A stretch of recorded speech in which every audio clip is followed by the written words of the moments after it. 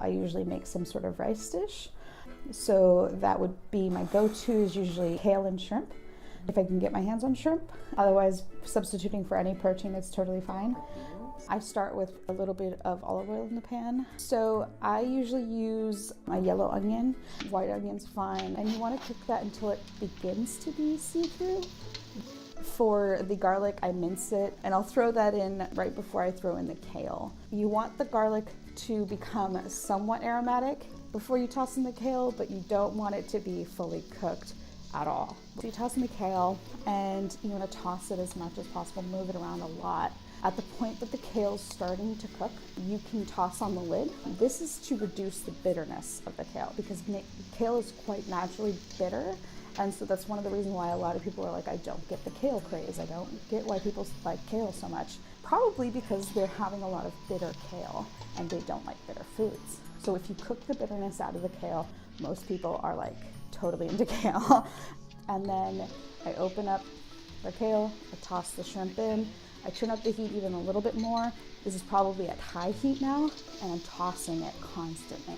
And mostly it's the kale leaves themselves that are making the shrimp warm, but also the bottom of the pan. And it's really only going to take like 1 minute for this shrimp to heat up. And then it's done, and you can take it off the pan.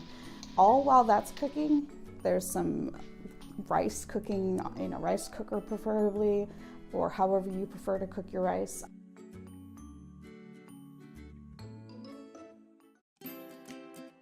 Alright, so chicken salad I make is you take lettuce and spinach and you put it at the bottom of the salad bowl, so like as a base.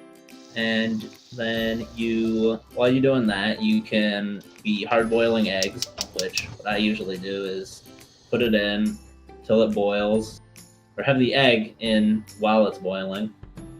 And then once it starts boiling, you leave it there for 6 to 7 minutes.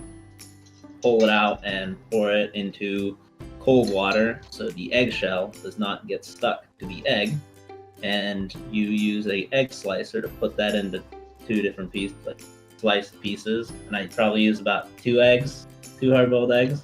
And I use a grill to grill the chicken and slice it into long strips and drop it into the salad.